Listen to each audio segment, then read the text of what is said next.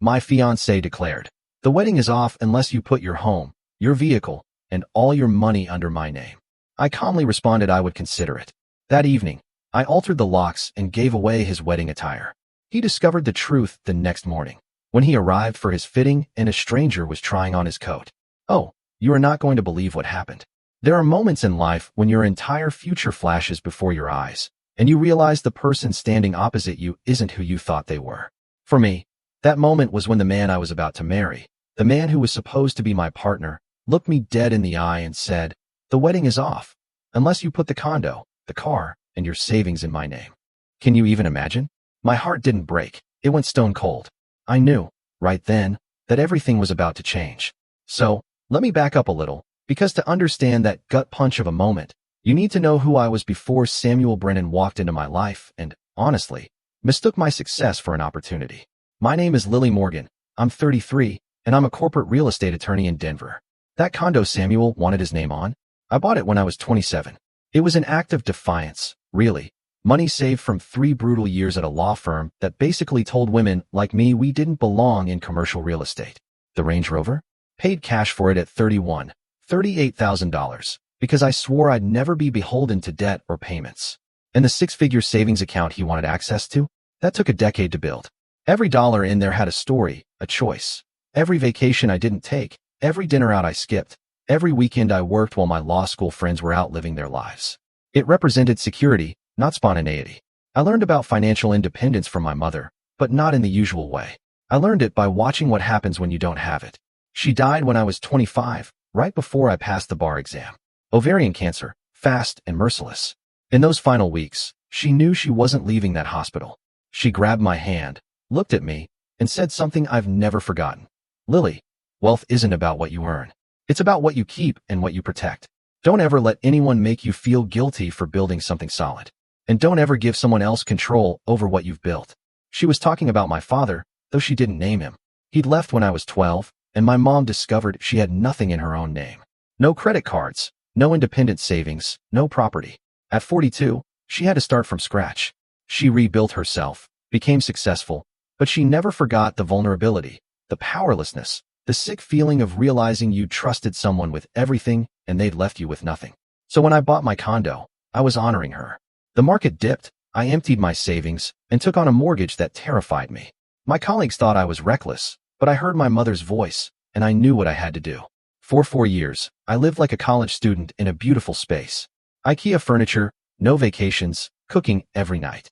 Every bonus, every tax refund went straight to that mortgage. My best friend Rachel, who I met in law school, watched all of this. She'd gone into public interest, made a quarter of what I did, and was perfectly happy. "You're 30 and haven't left Colorado in 4 years, she'd say on our Sunday trail runs. "You're missing your life." I'd correct her. "I'm building my life." There's a difference. When I made that final mortgage payment at 31, I sat alone in my condo and cried. Relief tears. Freedom tears. The kind that come when you've done something you weren't sure was possible. That condo was mine. Completely. Totally mine.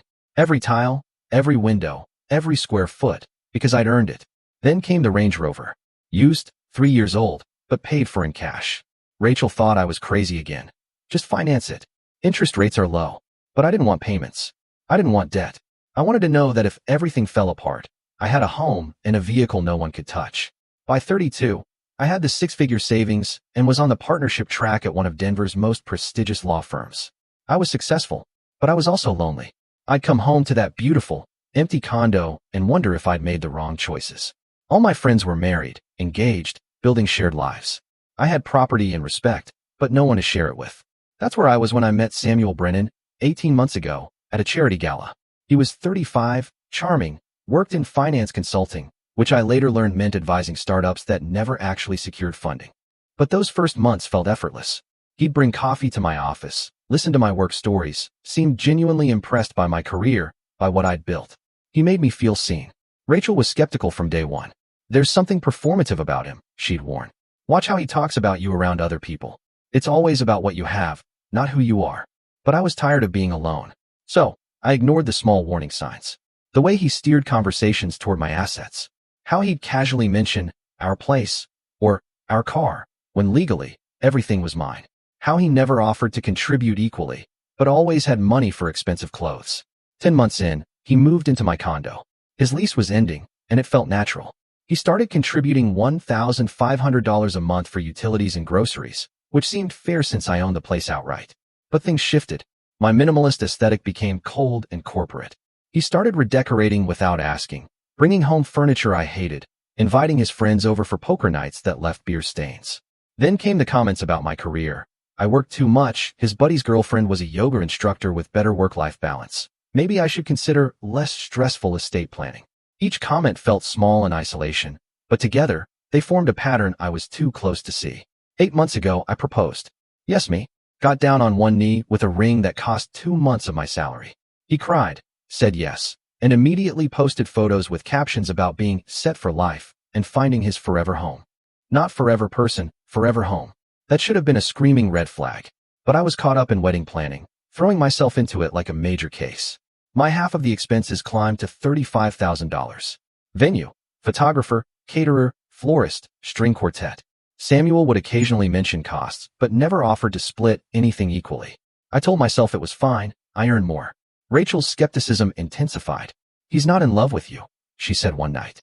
He's in love with what you've built. I didn't want to hear it. I was 3 months away from not being alone.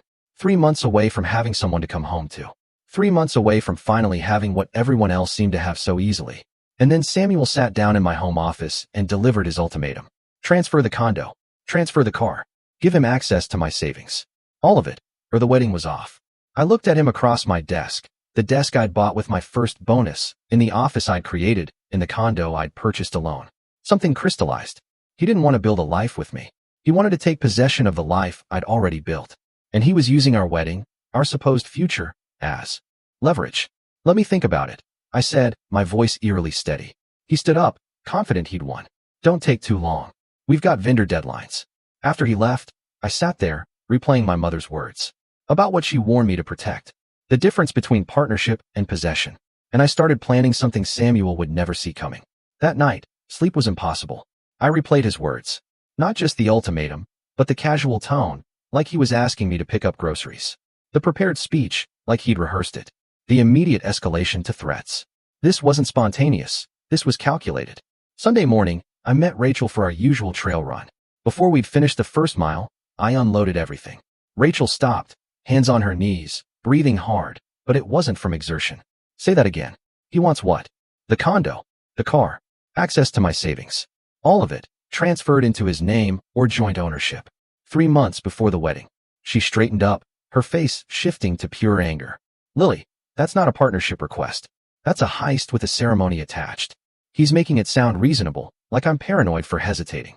Of course he is. She grabbed my shoulders. My sister went through this 6 years ago.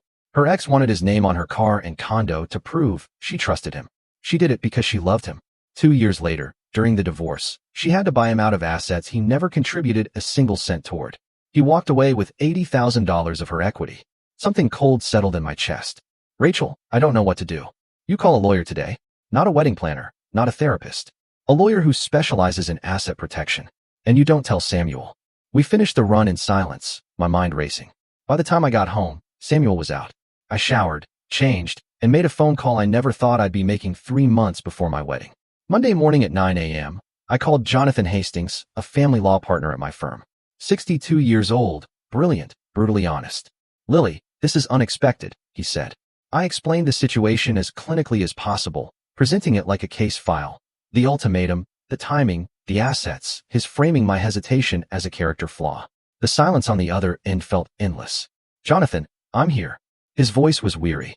Lily, I've been practicing family law for 30 years. I've seen this play out. It never ends well for the person with assets. So what does that mean legally? It means if you transfer these assets before marriage, you're making a gift with zero legal protection. Break up, you have no recourse. After marriage, they become marital property, split in a divorce. Either way, you're massively exposed. My attorney brain kicked in. What about the timing? Does that matter? The timing is the biggest red flag here. Jonathan's voice got firmer. An ultimatum 3 months before a wedding, after you've paid deposits? That's not love talking, Lily. That's strategy. That's someone who knows exactly what they're doing and is using your emotional investment and financial sunk costs as leverage. The words landed like a physical blow. What should I do? Tell him you want to consult a financial planner. Watch his reaction. If he's a legitimate partner, he'll understand due diligence. If he's not, he'll escalate the pressure and make you feel guilty for being cautious. We talked for 20 more minutes. One more thing, he said. Document everything from this point forward. Records of conversations, texts, financial contributions. If this goes sideways, you'll need proof. I spent the rest of Monday in a fog. Physically present, but emotionally somewhere else, replaying every interaction with Samuel through Jonathan's lens. How quickly things changed after he moved in. How my home stopped feeling like mine. How every conversation about my work became criticism. How he never suggested we build something new together, only that I transfer what I already owned. The pattern was undeniable. Wednesday night, we had dinner. Thai food on the kitchen table, my kitchen table, in my condo. I've been thinking about what you said. I started carefully, about the asset transfers. And I want to talk to a financial advisor first. Make sure we're structuring everything properly for tax purposes, for legal protection. These are major financial decisions, and I want to make sure we're doing them right. His face changed. The guardedness shifted to something harder, colder. You're overthinking this. I'm being cautious with major assets. That's not overthinking. That's being responsible. People who love each other don't need financial advisors to trust each other. He put down his fork with a clang. This is exactly what I was worried about. You're treating our marriage like a business transaction. I'm treating major financial decisions like major financial decisions. He stood abruptly. You know what this tells me? That you don't actually want to marry me. You want a prenup, a financial advisor, probably separate bank accounts. That's not a marriage, Lily. That's a business arrangement where you keep all the power, and I'm just some accessory to your success. Samuel, that's not what I'm saying. You're making this complicated because you can't handle the idea of actually sharing your life with someone. You built this fortress of assets and success, and you don't actually want to let anyone in. You want a partner you can control, not an equal. He grabbed his keys. I'm going to stay at Marcus's place for a few days. Maybe you'll figure out what you actually want, because right now it's pretty clear you want a wedding more than a marriage. The door closed. Not quite a slam, but close enough. I sat there, food getting cold, my mind cycling through everything he'd said. How he'd twisted my reasonable request into a character assassination. How he'd made me feel guilty for wanting to protect assets I'd built before he existed in my life. How quickly he'd escalated from conversation to abandonment. My phone buzzed. Text from Samuel. Staying at Marcus tonight. Need space to think about whether we're actually ready for this. Then another. It hurts that you don't trust me enough to build a real partnership. And another. I thought you were different. Guess I was wrong. Each message designed to make me feel guilty, to question my judgment, to make me apologize. I turned off my phone, poured wine, and sat in my living room, with my furniture in my home. I let myself feel what I'd been avoiding. This wasn't right. None of this was right. And something was about to happen that would prove just how wrong I'd been about Samuel Brennan. Samuel stayed at Marcus's for 2 nights. 2 nights of guilt-tripping texts, which I didn't respond to. I worked late, kept busy. Wednesday evening, exhausted from a brutal negotiation, I walked into my condo and found Samuel sprawled on my couch with Marcus. Sports blaring, empty beer bottles on my coffee table, leaving rings on the wood I carefully maintained. Samuel didn't acknowledge me. We're planning bachelor party details, he said. Marcus found a place in Vegas. It's going to be epic. I stood there, briefcase in hand, professional clothes wrinkled, waiting for something more. An apology. An explanation. Nothing. I'm going to get some wine, I said to no one. Too tired. For a confrontation. I headed to the kitchen. The open floor plan I'd always loved, the seamless flow, the natural light. It was about to change everything. Because that's when I heard Marcus's voice, carrying clearly from the living room. Have you told her about the Vegas budget yet? That's going to be expensive as hell. I froze. Just inside the kitchen, hidden from view. Wine glass in hand, completely still. Samuel's laugh came next. Not the soft laugh he used with me. This was darker, more calculating. Not yet. She'll cover it. She always does. My hand tightened on the wine glass. Marcus, dude, you've got her trained. My girlfriend would absolutely murder me if I pulled that. That's because your girlfriend doesn't have a paid-off condo in Cherry Creek and $100,000 in liquid savings. Lily's good for it. She works constantly anyway. Might as well benefit from it.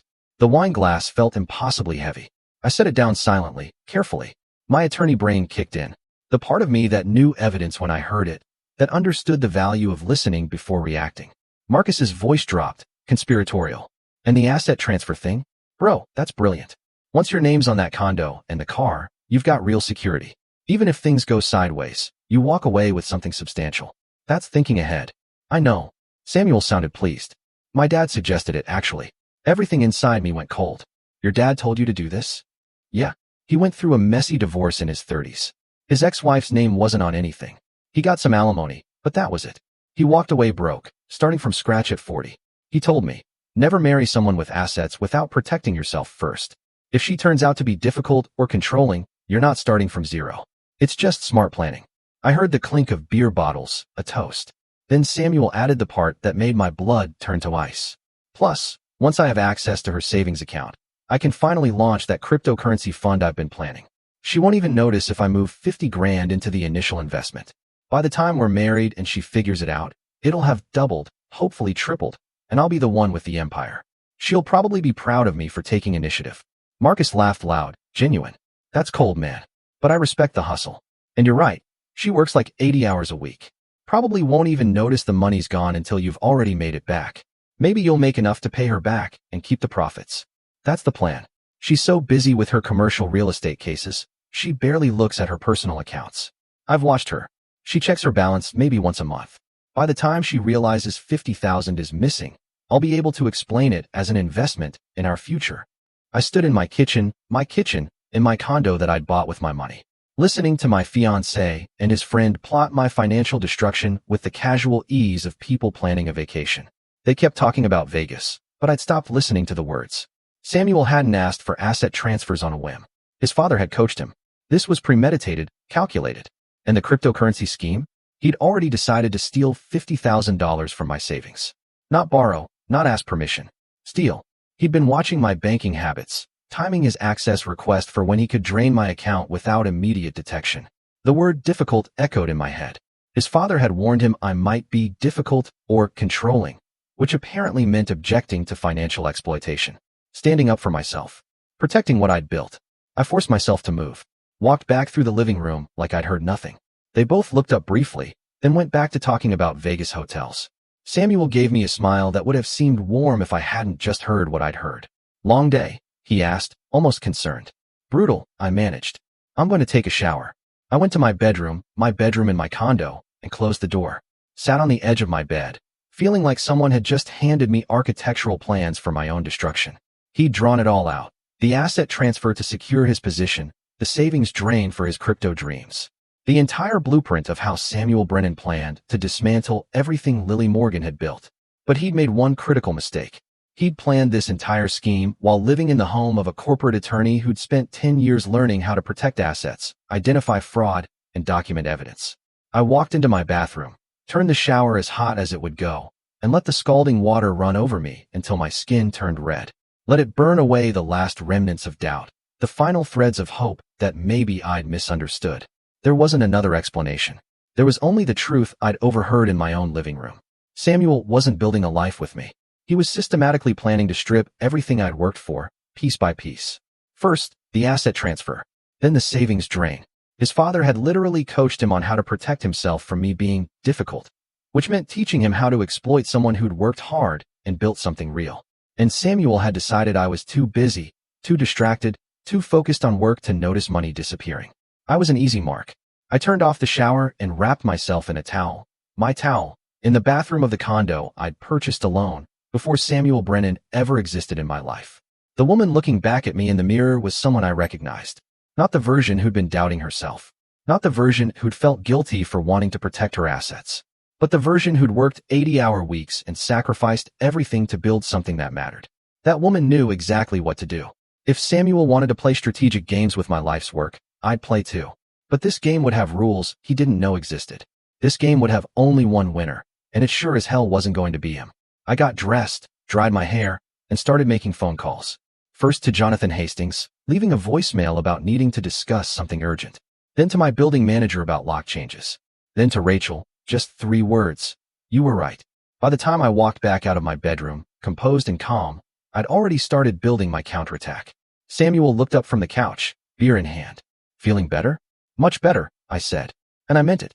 Samuel and Marcus left around midnight, loud and drunk and completely oblivious. After they stumbled out, I stood in my living room looking at the mess they'd made. Then I cleaned it all up methodically, completely. Wiped every surface, threw away every bottle, restored my home to exactly how it had been before they'd invaded it. It felt symbolic. Thursday morning, I was at my desk by 7 a.m. Jonathan Hastings on the phone by 8. I overheard something last night, I said, without preamble. Samuel and his friend Marcus. In my living room. I heard the entire conversation from the kitchen. I told him everything, word for word.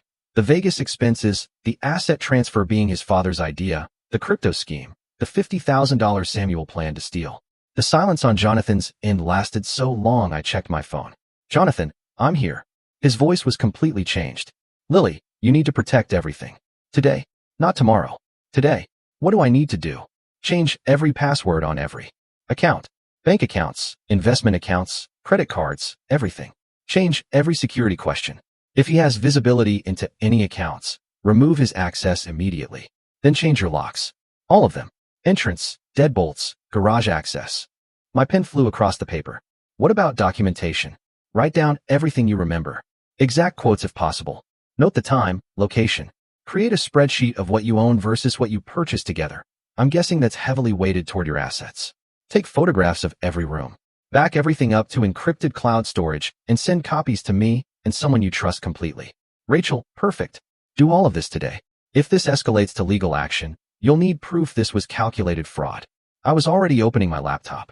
The locks are going to be expensive. I don't care if they cost $5,000. Change them today.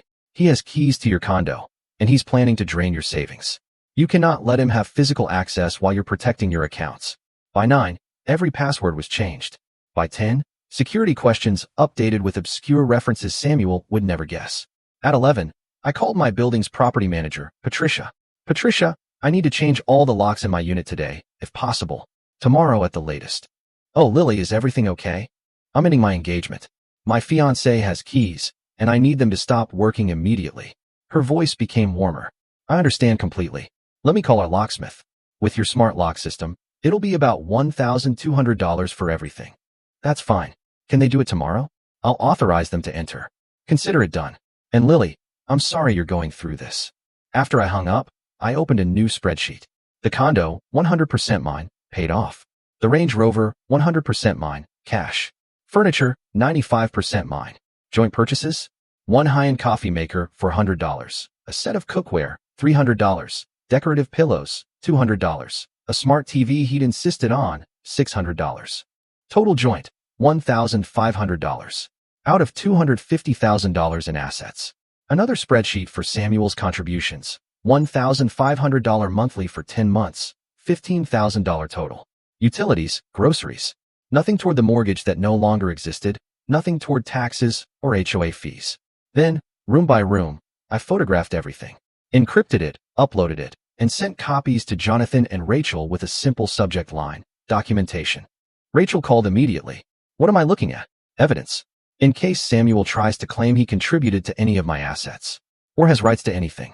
I'm really doing this. Good. Her voice was fierce. He deserves everything that's coming to him. Friday afternoon, while Samuel was supposedly at work, I made a call that felt both petty and absolutely justified. I called Douglas, the owner of the men's boutique where Samuel's custom wedding suit was being held. I'd paid for it. $5,000 for a suit he'd wear once. Douglas, this is Lily Morgan.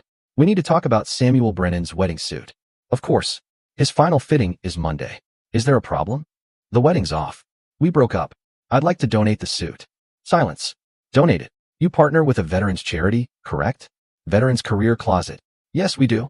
But this is a $5,000 custom Tom Ford suit that I paid for. Ever since Samuel's been living rent-free in my condo for 10 months, while I've covered all wedding expenses. I want that suit donated to a veteran who actually needs it. Someone who will wear it with honor to job interviews instead of using it as a costume for a fraudulent wedding.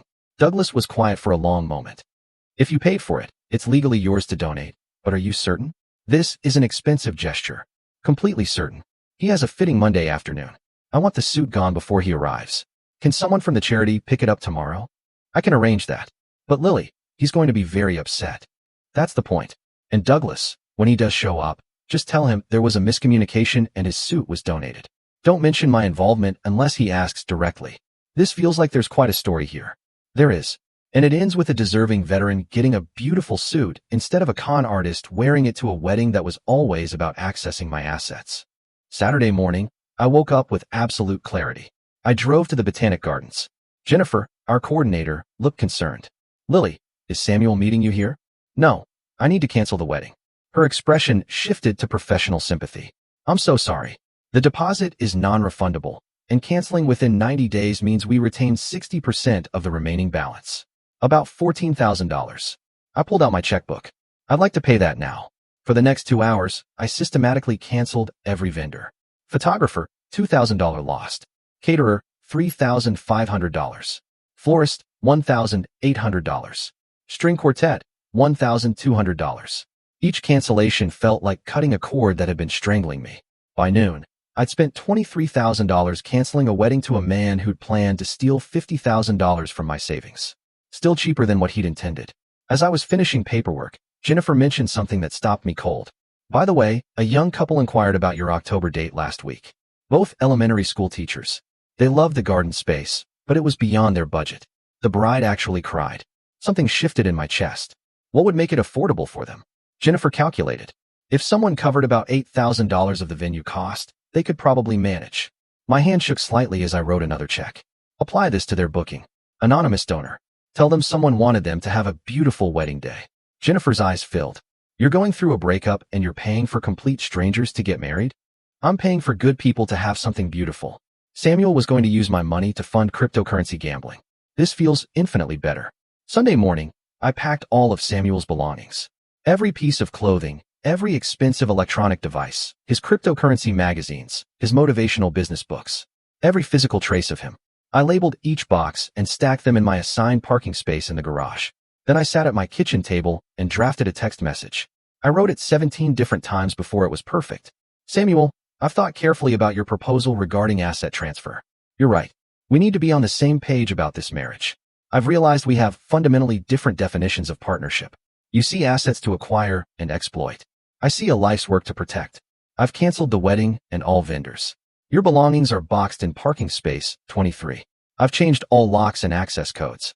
Collect your things by Monday noon, after which everything will be donated. I wish you clarity about what partnership actually means.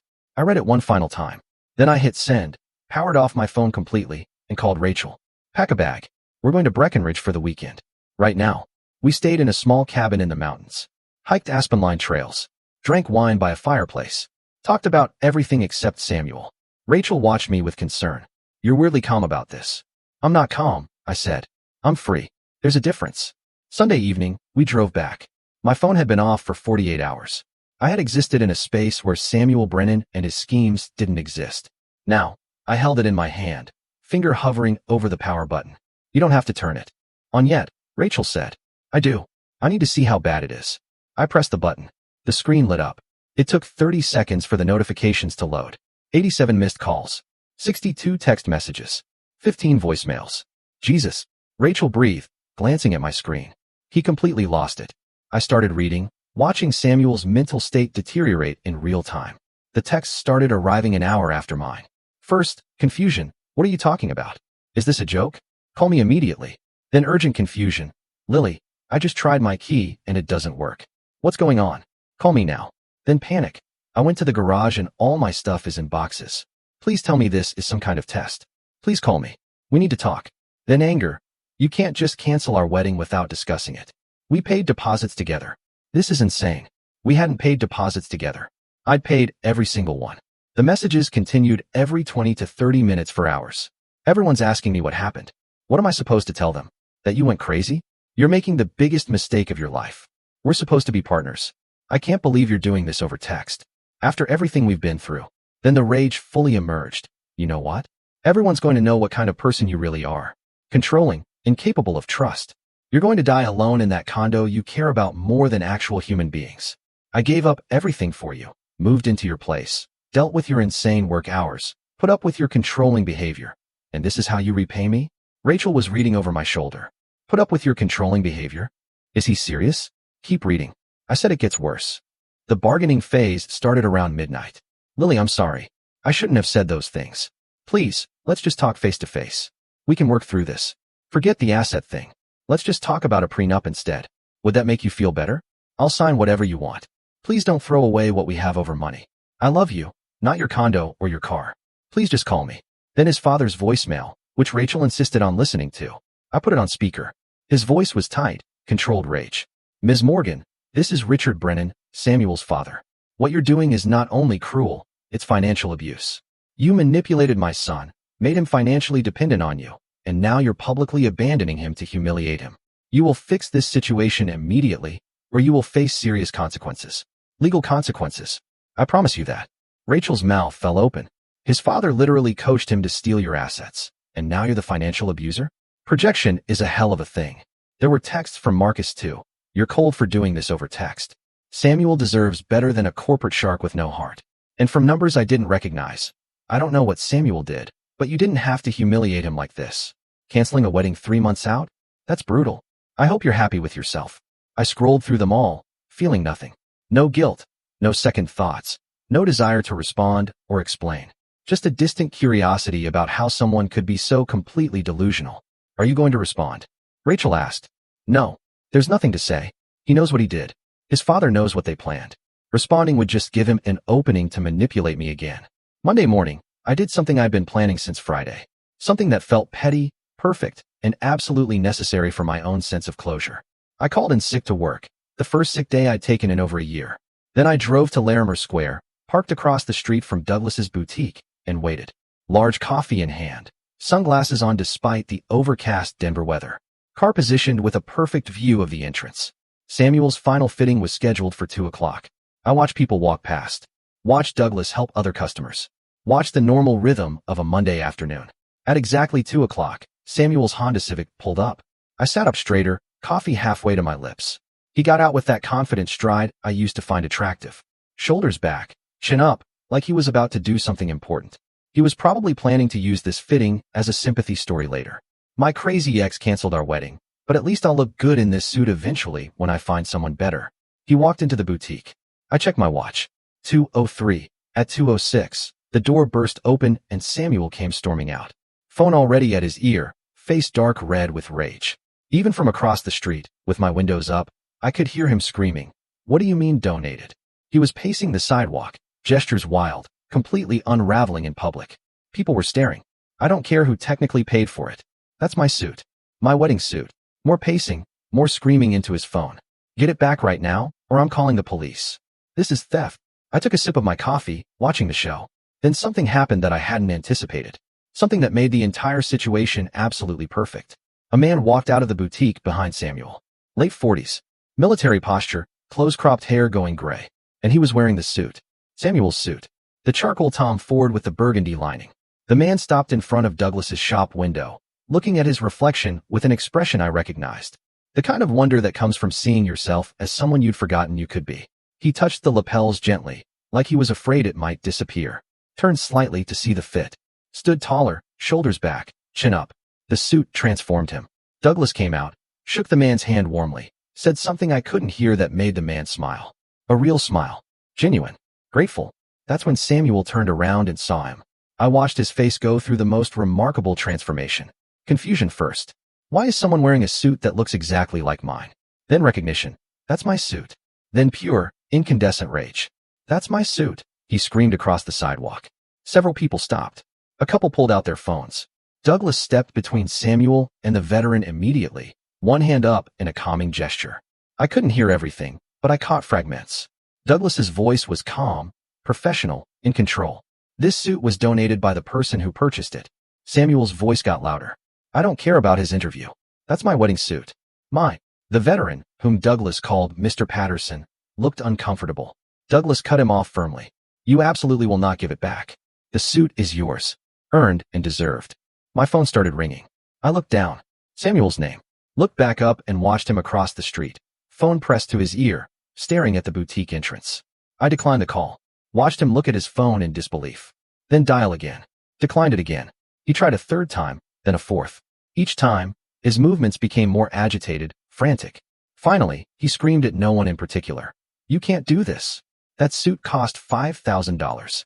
Douglas raised one eyebrow. I could see it clearly from across the street.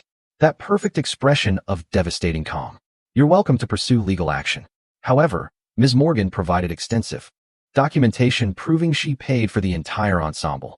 You'll be suing the person who purchased it for donating their own property. I encourage you to consult an attorney about the likely outcome. The small crowd was watching with open interest. Someone was definitely filming. Samuel stood there, face red, fists clenched, looking between Douglas, Mr. Patterson in his suit, and the people staring at him. Then he turned and stormed back to his Honda Civic, the 15-year-old car he'd been driving when we met, which had sat mostly unused in my garage for 10 months while he drove my Range Rover. He got in, slammed the door, and peeled out so aggressively his tires squealed. I watched him disappear, then looked back at the boutique. Mr. Patterson was going back inside with Douglas, still touching the jacket like he couldn't quite believe it was real. I finished my coffee, started my car, and drove home. The best part wasn't Samuel's public humiliation, though I'd be lying if I said that didn't feel satisfying. The best part was knowing that, right now, a good man was wearing that $5,000 suit. A man who would wear it with honor to a job interview, who would use it to rebuild his life, who deserved it infinitely more than Samuel ever had. Sometimes revenge isn't about destruction.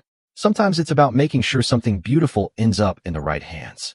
When I got back to my condo, I felt lighter than I had in months. Watching Samuel unravel, watching Mr. Patterson walk away in that suit with dignity and hope. It was the closure I needed. But Samuel wasn't done. Not even close. By Tuesday morning, my phone was filling up with a different kind of message. Not from Samuel, but from mutual acquaintances, people from my building, even a few distant colleagues. The smear campaign had begun. Samuel's social media had transformed overnight into a performance of heartbreak. Cryptic posts appeared every few hours. Sometimes you discover someone's true colors when you ask them to treat you as an equal partner. Narcissists weaponize their success to control and discard people who genuinely love them. Financial abuse is real, and it's not always the man doing it to the woman. Each post got dozens of sympathetic comments.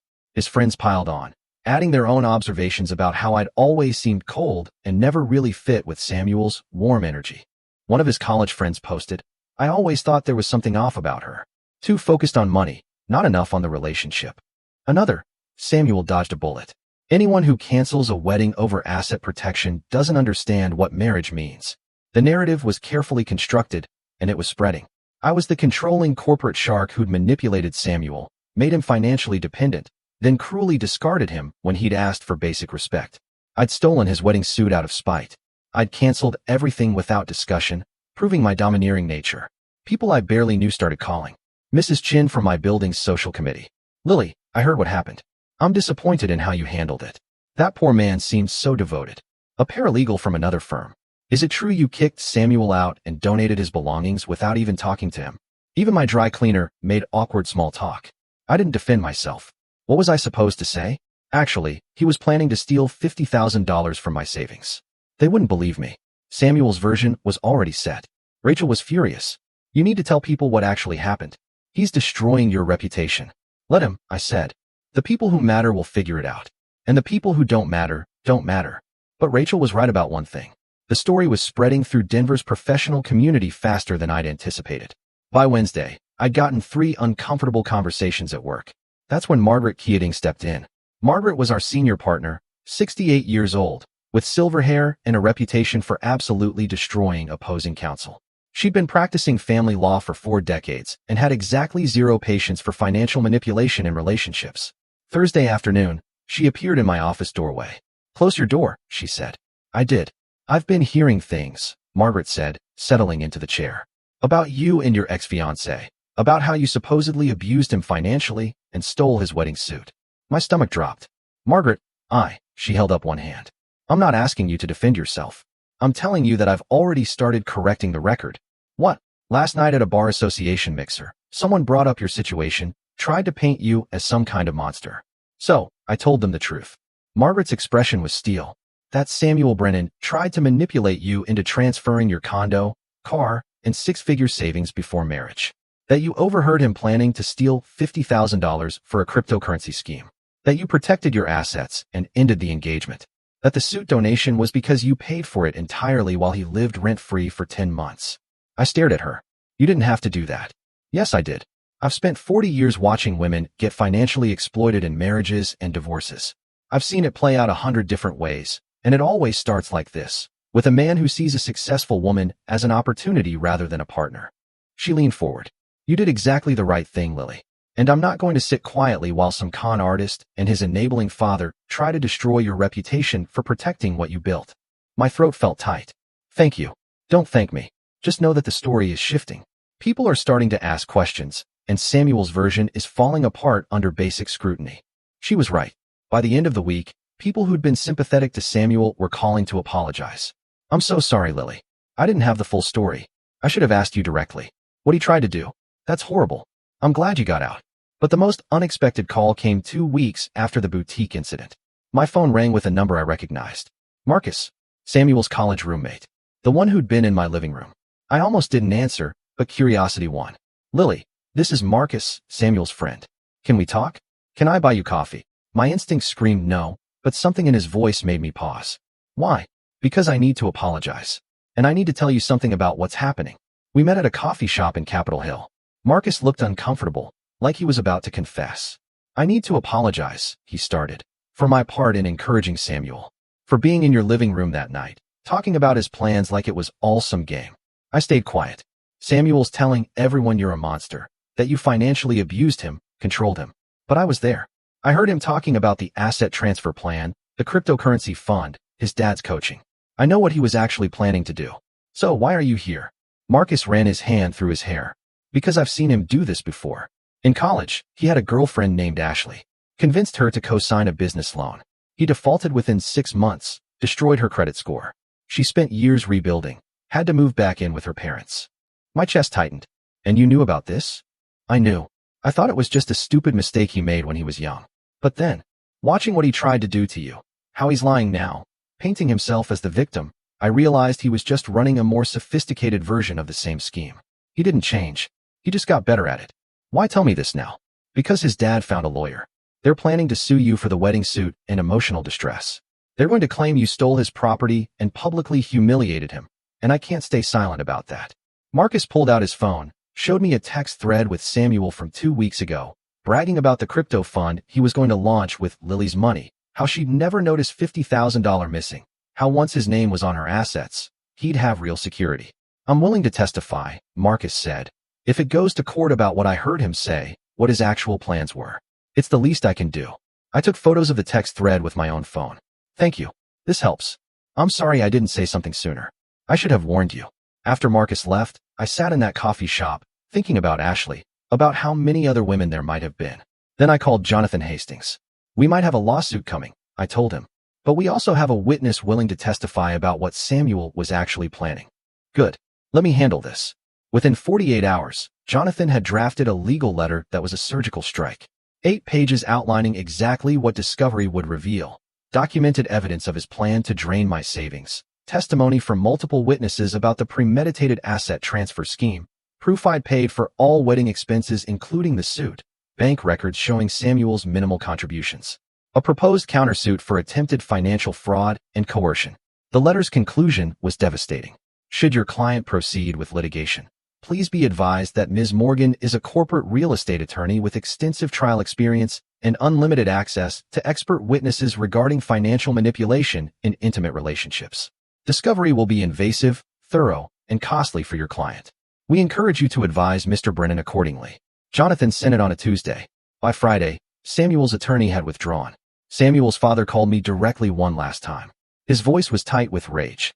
You think you've won? You think destroying my son's reputation makes you powerful, but everyone will eventually see what you really are. I kept my voice level. Everyone already sees what your son really is. That's precisely the problem. You coached him to exploit me, and now you're angry it didn't work. You have no idea what you're talking about. I have recordings of your son discussing the exact strategy you taught him. I have witnesses. I have documentation. If you contact me again, I'll add harassment to the countersuit. Are we clear? Silence. Then the call ended. I blocked both their numbers and never heard from either of them again. The lawsuit threat evaporated. Slowly, my life started returning to something resembling normal. Except it wasn't the same normal. It was better. Because I'd learned something Samuel and his father never expected me to learn. That protecting yourself isn't selfish. And that sometimes the people who call you cold are just angry you won't let them rob you blind. The weeks and months that followed were strange. Not difficult. Just strange, like adjusting to silence after living next to construction noise for months. I threw myself into work, but it felt lighter. I wasn't coming home to someone who resented my success. Wasn't defending my career choices. Wasn't monitoring my bank accounts for unauthorized transfers. My condo felt like mine again. I rearranged furniture, donated the expensive pieces Samuel had brought in, replaced the crypto magazines with books. Rachel came over one Friday night. "You seem different," she said. "Lighter. Like you've been holding your breath for a year and finally exhaled." She wasn't wrong. 3 months after the breakup, Margaret called me into her office. "Close the door," she said, and my stomach dropped. But Margaret was smiling. "The partnership committee met yesterday. We'd like to offer you junior partner, effective immediately." I stared. I thought that wasn't happening until next year. It wasn't. But I made the case that your judgment under personal pressure, the way you handled the situation with Samuel, demonstrated exactly the kind of clear thinking and self-protection we value in partners. You didn't let emotion cloud your judgment. You documented everything, protected your assets, and handled the aftermath with professionalism. The committee agreed. "Margaret, I don't know what to say." "Say yes, and then get back to work. The Henderson commercial lease isn't going to negotiate itself." I said yes. That weekend, Rachel and I booked a trip to Portugal. 3 weeks in September. We stayed in small coastal towns, ate seafood, drank wine, hiked along cliffs overlooking the Atlantic. For 3 weeks, I didn't check my work email obsessively. Didn't think about Samuel. Just existed. "This is who you're supposed to be," Rachel said one afternoon. "Not the version who was constantly monitoring someone else's moods and schemes." I forgot what peace felt like. Don't forget again. When I got back to Denver, my condo felt even more like home. I'd missed it in a way I never had when Samuel was living there. Missed the quiet. Missed having a space that was entirely my own. Then, 6 months after canceling the wedding, something arrived that changed everything. A large envelope came to my office with Douglas's boutique return address. Inside was a note. "Thought you should see this." And a card.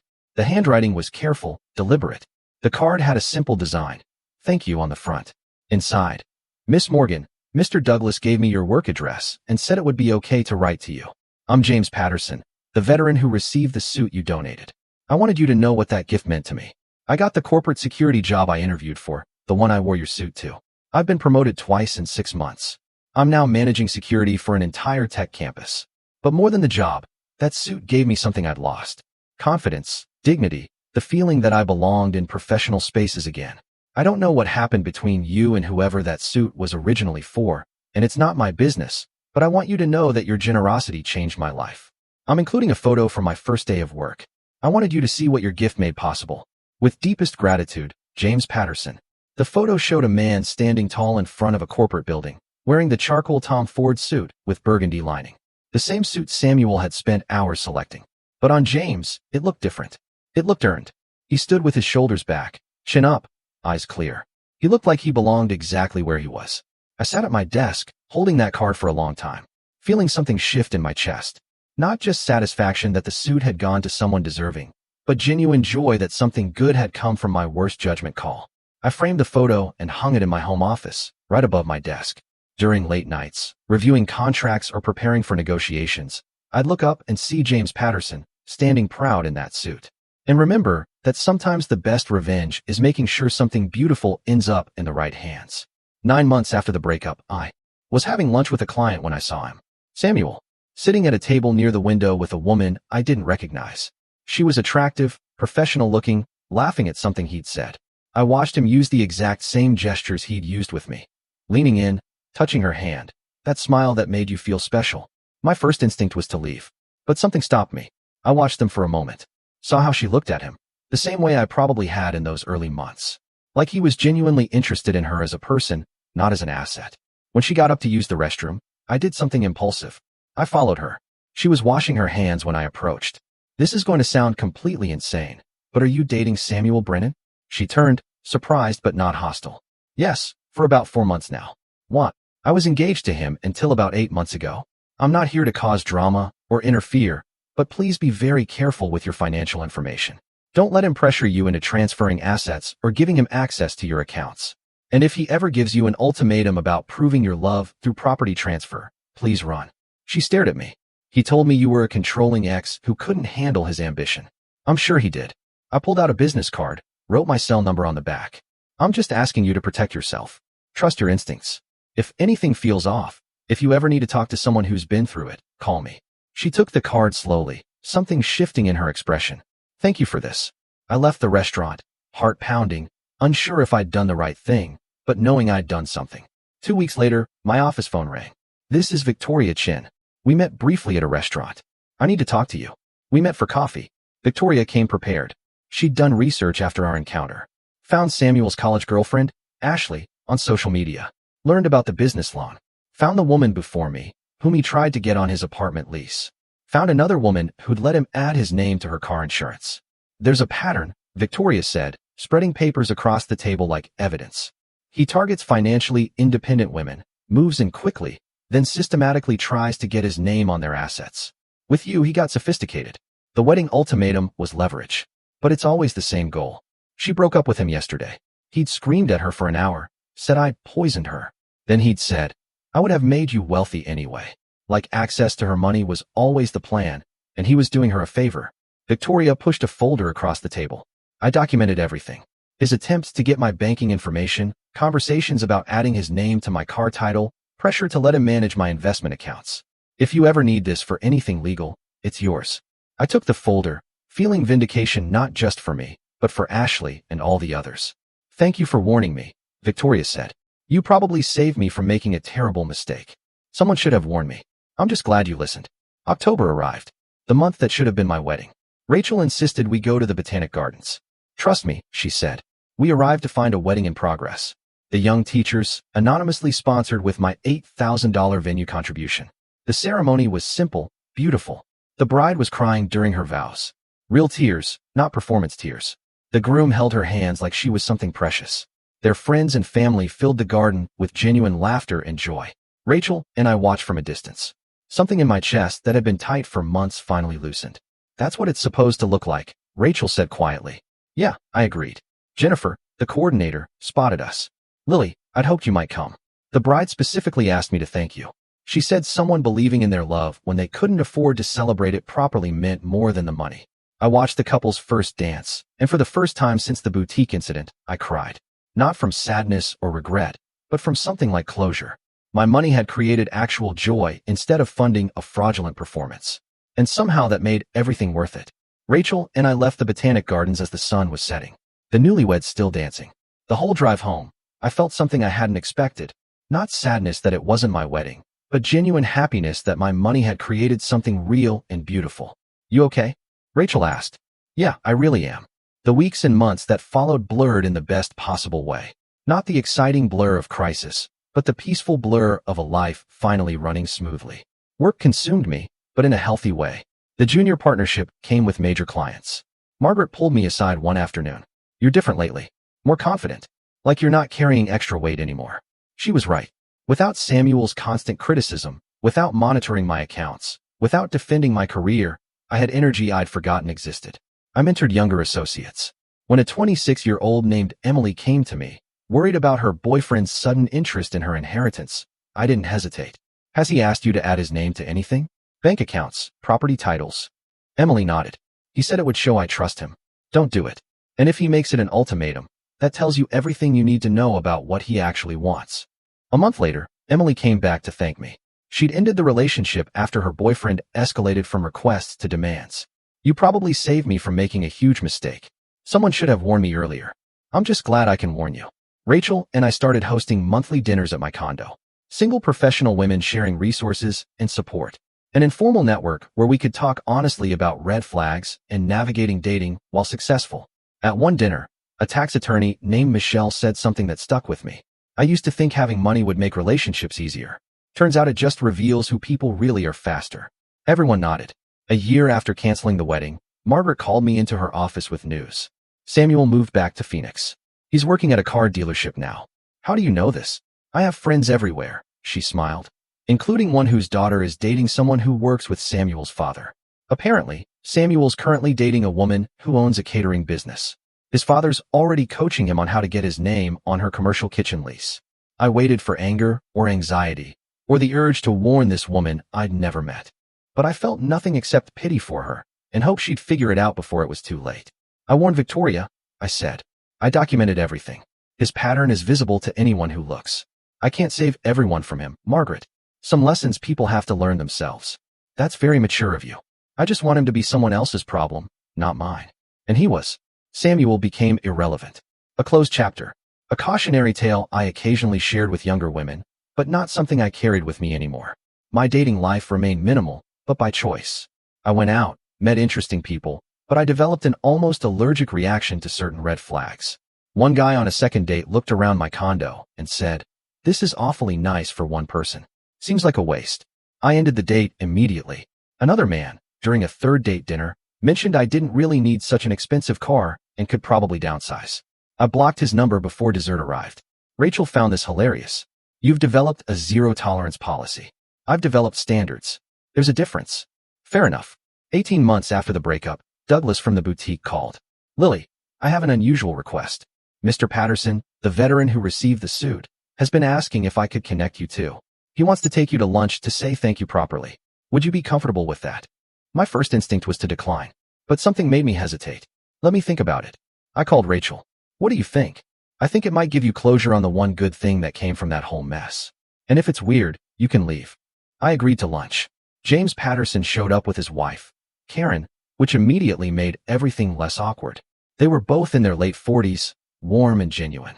"I don't know the full story," James said after we'd ordered. Douglas wouldn't share details, and I didn't want to pry. "But I need you to know what that suit did for me." He explained how he'd been out of work for 8 months after leaving the military. How he'd been applying for corporate security positions, but getting nowhere. How wearing that Tom Ford suit to the interview had changed everything. Not just how others saw him, but how he saw himself. "I'd been feeling invisible," he said. "Like my military experience didn't count in the civilian world. But when I put on that suit and looked in the mirror, I saw someone who belonged in corporate spaces. Someone professional. Someone valuable." Karen reached across the table and squeezed my hand. "He came home that day and cried. Said a stranger had given him dignity when he was running out of hope. It wasn't just the job," James continued, "though I did get that position, and I've been promoted twice since then. It was getting my confidence back. That suit became my interview uniform. Every important meeting, every promotion discussion, I wear it. It reminds me that I deserve to be there." We stayed for 3 hours, talking about everything except Samuel. They became real friends. The kind who invited me to their daughter's graduation, who texted me photos of their vacation, who genuinely cared about my life. James and Karen reminded me that good people existed. People who valued gifts without trying to manipulate the giver. 2 years after I changed those locks, I woke up on a random Tuesday morning and realized something had shifted. I made coffee in my kitchen, looking out at the Denver skyline through windows I'd chosen. The morning light hit the hardwood floors exactly right, creating patterns I'd noticed 1,000 times, but somehow appreciated more deeply now. I hadn't thought about Samuel in weeks. Not with anger or regret, or even curiosity. He'd simply become irrelevant. A person who used to exist in my life, but didn't anymore. I looked around my condo. Every piece of furniture I'd chosen. Every bit of art I'd bought. The minimalist aesthetic that was mine, not compromised. The office where I worked late nights on cases I cared about. The bedroom where I slept soundly without worrying about someone plotting to drain my accounts. My Range Rover sat in the garage, paid off and well-maintained. My savings account had grown back past 6 figures, then kept growing. My career was exactly where I wanted it. Challenging work, respected colleagues, junior partner on track for senior partner in a few years. Most importantly, I'd learned to trust my instincts again. To hear those warning bells and actually listen, instead of explaining them away. To recognize manipulation before it took root. To understand that protecting what I'd built wasn't selfish. It was essential. That morning, drinking coffee in my peaceful home, I finally understood what my mother had tried to teach me. Wealth isn't just about money. It's about dignity, boundaries, self-respect. The wisdom to recognize when someone wants to take rather than build. The courage to walk away from people who see you as an opportunity instead of a partner. I kept all of that. Protected all of that. Built a life that was entirely mine. And somewhere across town, James Patterson was probably getting ready for work, putting on that charcoal Tom Ford suit with burgundy lining, standing a little taller because of it. Something good had come from my worst judgment call. I looked up at the framed photo above my desk. James on his first day of work, proud and confident. Real revenge wasn't about destruction or humiliation or public spectacles. Real revenge was refusing to be the victim someone had planned for me to be. It was protecting what I'd built and moving forward without carrying manipulation as baggage. It was sleeping soundly every night, knowing I'd chosen self-respect over social convenience. It was sitting in my own home, drinking my own coffee, living my own life, completely free from someone who'd seen me as assets to acquire instead of a person to love. That, as it turned out, was the sweetest revenge of all. I finished my coffee, got dressed for work, and left my condo with my head held high. Samuel Brennan had tried to take everything I'd built. He said I kept it all, every single piece. and I never felt more powerful in my life. If this story of protecting what you built resonated with you, go ahead and smash that like button right now. My favorite part was honestly when Samuel saw that veteran wearing his Tom Ford suit outside the boutique. What was your favorite moment? Drop it in the comments below. I really want to know. And don't miss more empowering stories like this. Subscribe and hit that notification bell so you never miss an upload.